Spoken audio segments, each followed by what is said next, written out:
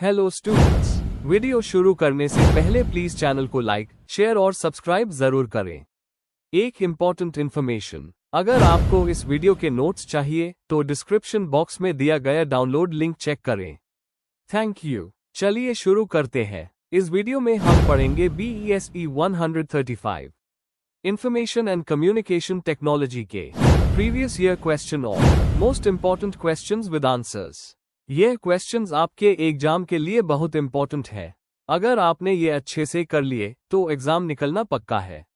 Let's begin. Question 9, right a short note on virtual world. Question explanation. इस question में हमें virtual world के concept को समझाना है। इसमें बताना है कि वर्चुअल वर्ल्ड क्या होता है, उसके मेन फीचर्स क्या है और एजुकेशन में इसका उस कैसे होता है। आपको एग्जाम्पल्स के साथ इसका एजुकेशनल इंपॉर्टेंस भी एक्सप्लेन करना है। आंसर। इंट्रोडक्शन। वर्चुअल वर्ल्ड एक कंप्यूटर बेस्ड एनवायरनमेंट होता है जहां लोग अपने एवटार्स के थ्रू एक दूसरे से और डिजिटल चीजों से इंटरैक्ट करते हैं। ये information and communication technology ICT का एक इम्पॉर्टेंट पार्ट है।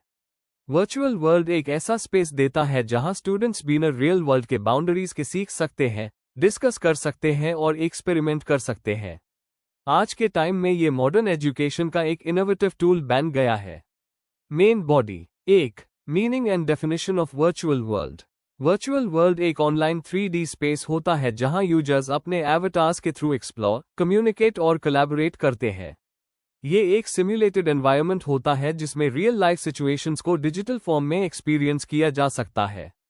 Second Life, Minecraft education edition और रोब्लॉक्स स्टूडियो जैसे एग्जाम्पल्स एजुकेशन और ट्रेनिंग में यूज किए जाते हैं। 2. Characteristics of a virtual world. Virtual world की कुछ खास फीचर्स होते हैं जो यूनिक बनाते हैं। इंटरैक्टिविटी। यूजर रियल टाइम में ऑब्जेक्ट्स और लोगों से इंटरैक्ट कर सकता है। परसिस्टेंस। वर्चुअल स्पेस तब भी एग्जिस्ट करता है जब यूजर लॉग आउट कर जाता है। कस्टमाइजेशन। हर यूजर अपने अवतार और एनवायरनमेंट को कस्टमाइज कर सकता है। इमर्शन। 3D ग्राफिक्स और साउंड इफेक्ट से रियल वर्ल्ड जैसा एक्सपीरियंस मिलता है। Social connectivity. वर्चुअल वर्ल्ड लोगों को एक साथ कनेक्ट करके कोलैबोरेटिव लर्निंग प्रमोट करता है। इन सब के थ्रू लर्निंग ज्यादा एंगेजिंग और एक्सपीरियंशियल बन जाती है। 3. Educational applications of virtual worlds. Virtual worlds education में कई तरह से यूज किए जा रहे हैं। Experiential learning. Students virtual labs में साइंस एक्सपेरिमेंट्स और रोल प्लेस कर सकते हैं।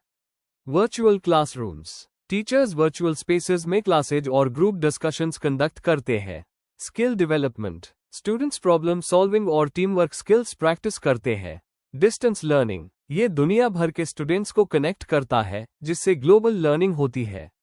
Professional training. मेडिसिन, एविएशन और इंजीनियरिंग जैसे फील्ड्स में सिमुलेशन ट्रेनिंग होती है जिसमें रिस्क कम होता है। Example, medical students 3D virtual anatomy lab में ह्यूमन बॉडी सिस्टम्स को एक्सप्लोर करते हैं जिससे अंडरस्टैंडिंग डीप होती है।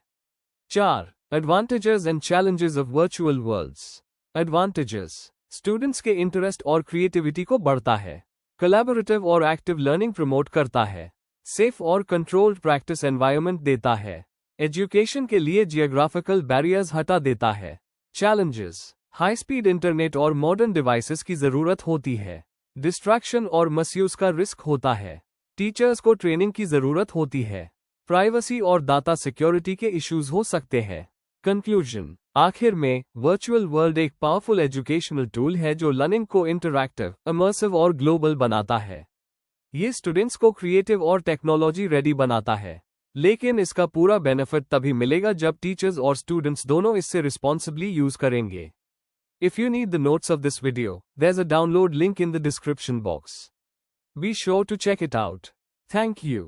Question 10. Explain the meaning and types of e-portfolio. Question explanation. इस क्वेश्चन में हमें e-portfolio का मीनिंग और उसके टाइप्स एक्सप्लेन करने हैं। हमें बताना है कि e-portfolio क्या होता है, उसका उद्देश्य क्या है और ये ट्रेडिशनल पोर्टफोलियो से कैसे अलग है। साथ ही हमें e-portfolio के मुख्य कैटेगरीज या टाइप्स को डिटेल में समझाना है। आंसर। इंट्रोडक्शन। e-portfolio का मतलब है इलेक्ट्रॉनिक पोर्टफोलियो। ये एक डिजिटल कलेक्शन होती है जिसमें लर्नर अपने काम, अचीवमेंट्स, रिफ्लेक्शंस और स्किल्स को स्टोर करता है। ये एक ऐसी डिजिटल फाइल होती है जो स्टूडेंट के लर्निंग प्रोग्रेस को दिखाती है। ए पोर्टफोलियो को आईसीटी टूल्स के थ्रू बनाया और मेंटेन किया जाता है। इसका यूज असेसमेंट, सेल्फ रिफ्लेक्शन और अपने वर्क को शोकेस करने के लिए होता है। ये लर्नर सेंटर्ड एजुकेशन और लाइफ लॉन्ग लर्निंग का एक इंपॉर्टेंट पार्ट है। Main body. 1. Meaning of E portfolio. A portfolio एक डिजिटल या वेब बेस्ड प्लेटफॉर्म होता है जहां स्टूडेंट्स अपने काम को सिस्टमैटिकली स्टोर और प्रेजेंट करते हैं। इसमें assignments, presentations, videos, certificates, feedback और रिफ्लेक्शन सब इंक्लूड होते हैं। ट्रेडिशनल पोर्टफोलियो के मुकाबले में ए पोर्टफोलियो इंटरैक्टिव और इजीली शेयरेबल होता है। ये स्टूडेंट्स को अपनी लर्निंग के लिए रिस्पॉन्सिबल बनाता है, जहां वो अपने गोल्स सेट करते हैं और अपने प्रोग्रेस को ट्रैक करते हैं। एग्जाम्पल, एक B.Ed स्टूडेंट अपने लेसन प्लान्स, टीचिंग वीडियोस और मेंटर फीडबैक को ए पोर्टफोलियो में स्टोर करके अपने इम्प्रूवमेंट को ट्रैक कर सकता है। 2. Importance and purpose of E portfolio. Assessment tool. Teachers इससे स्टूडेंट्स के लर्निंग प्रोग्रेस को कंटिन्यूअस इवैल्यूएट करते हैं। Self reflection. स्टूडेंट्स अपने स्ट्रेंथ्स और वीकनेसेस पे रिफ्लेक्ट करते हैं। Showcase of skills. Job apply करते वक्त ए पोर्टफोलियो एक प्रूफ होता है कि स्टूडेंट के पास डिजिटल और टीचिंग स्किल्स है। Collaboration and sharing. ये पीयर्स और टीचर्स के साथ वर्क शेयर करने और फीडबैक लेने का प्लेटफॉर्म देता है। Life long learning. ए पोर्टफोलियो एक परमानेंट रिकॉर्ड होता है पर्सनल और प्रोफेशनल ग्रोथ का।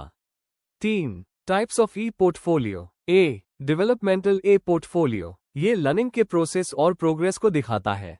इसमें स्टूडेंट अपने गोल्स, रिफ्लेक्शंस और इम्प्रूवमेंट रिकॉर्ड करता है। मोस्टली फॉर्मेटिव असेसमेंट के लिए होता है।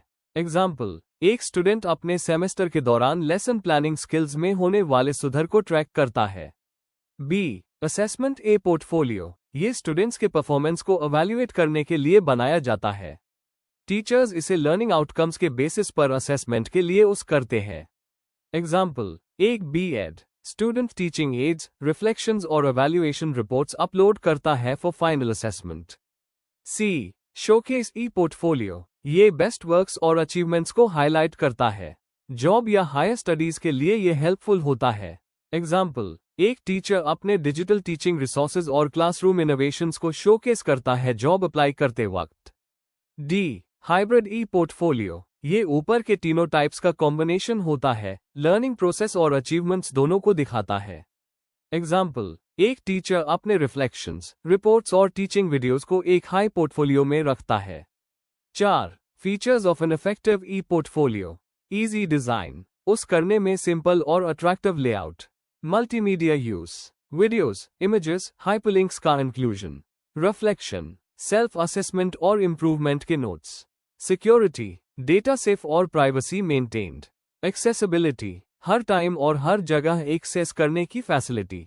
कंक्लूजन, अंत में, ए पोर्टफोलियो एक मॉडर्न डिजिटल टूल है जो लर्नर को अपनी लर्निंग जर्नी को रिकॉर्ड और प्रेजेंट करने में मदद करता है। ये एजुकेशन और टेक्नोलॉजी को एक साथ लाता है और लाइफ लॉन्ग लर्निंग को प्रमोट करता है। हर टीचर और स्टूडेंट के लिए ए पोर्टफोलियो अपने स्किल्स और ग्रोथ को शोकेस करने का एक पावरफुल मीडियम है।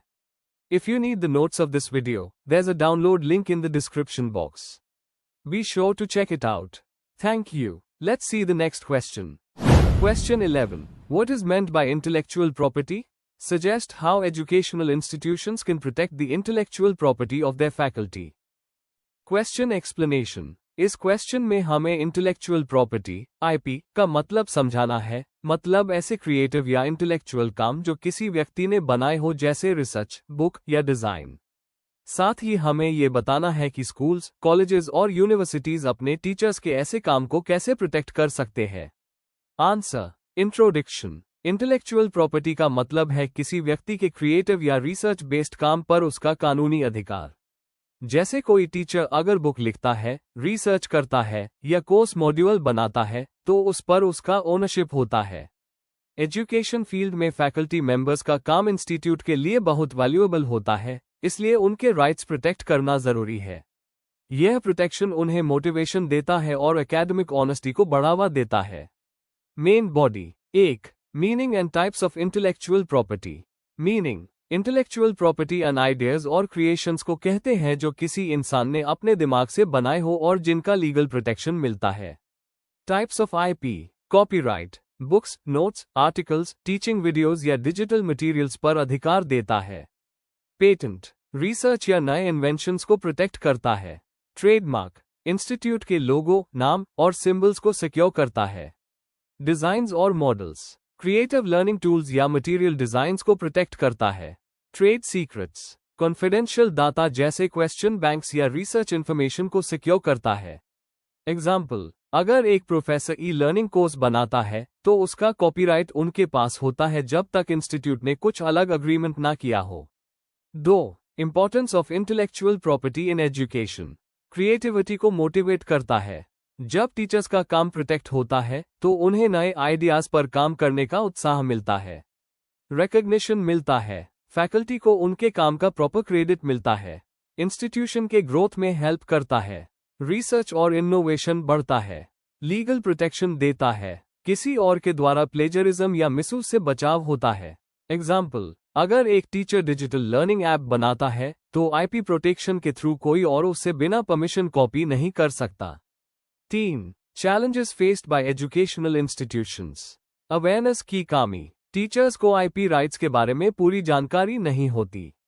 ओनरशिप डिस्प्यूट्स कई बार इंस्टीट्यूट और टीचर के बीच ओनरशिप क्लियर नहीं होती। डिजिटल पायरेसी ऑनलाइन कंटेंट का मिसयूज या डुप्लीकेट होना आम बात है। Collaborative research issues group projects में राइट्स डिवाइड करना मुश्किल होता है। 4. Measures to protect faculty intellectual property clear IP policy बनाना इंस्टीट्यूट को एक ट्रांसपेरेंट आईपी पॉलिसी बनानी चाहिए जिसमें टीचर और इंस्टीट्यूट दोनों के राइट्स लिखे हो। कौन से मटेरियल्स इंस्टीट्यूट के हैं और कौन से टीचर के, यह क्लियरली डिफाइन होना चाहिए। रजिस्ट्रेशन ऑफ आईपी फैकल्टी को अपने काम का कॉपीराइट, पेटेंट या ट्रेडमार्क रजिस्टर करवाना चाहिए। इंस्टीट्यूट उन्हें लीगल और डॉक्यूमेंटेशन सपोर्ट दे सकता है। अवेयरनेस और ट्रेनिंग टीचर्स के लिए वर्कशॉप्स और सेमिनार्स कंडक्ट करने चाहिए जिससे उन्हें आईपी के राइट्स समझ आए। प्रोफेशनल डेवलपमेंट में आईपी अवेयरनेस को इंक्लूड करना चाहिए। टेक्नोलॉजी का यूज डिजिटल लाइब्रेरीज और प्लेजरिज्म चेक टूल्स यूज करने चाहिए। अनऑथराइज्ड शेयरिंग और कॉपीइंग को रिस्ट्रिक्ट करना चाहिए। लीगल सपोर्ट अगर किसी फैकल्टी के काम का मिसयूज होता है तो इंस्टीट्यूट उन्हें लीगल हेल्प प्रोवाइड करे। आईपी लॉयर्स के साथ कोलैबोरेशन मेंटेन करना चाहिए। एग्जाम्पल, इग्नू और एनपीटीईएल जैसे इंस्टीट्यूशंस ने अपनी आईपी पॉलिसीज बनाई है जिसमें फैकल्टी और इंस्टीट्यूट दोनों के राइट्स बैलेंस्ड है। Conclusion intellectual property protection education system के लिए बहुत जरूरी है। यह टीचर्स को अपने काम के लिए मोटिवेशन और सिक्योरिटी देता है और इंस्टीट्यूट की क्रेडिबिलिटी बढ़ता है। अगर इंस्टीट्यूशंस क्लियर आईपी पॉलिसीज बनाएं और अवेयरनेस बढ़ाएं तो एक रिस्पेक्टफुल और क्रिएटिव लर्निंग एनवायरनमेंट क्रिएट किया जा सकता है। Before we end, please like, share and subscribe the channel for more such study materials and one important information अगर आपको नोट्स चाहिए तो डिस्क्रिप्शन बॉक्स में डाउनलोड लिंक दिया हुआ है, जरूर चेक करें। Thank you.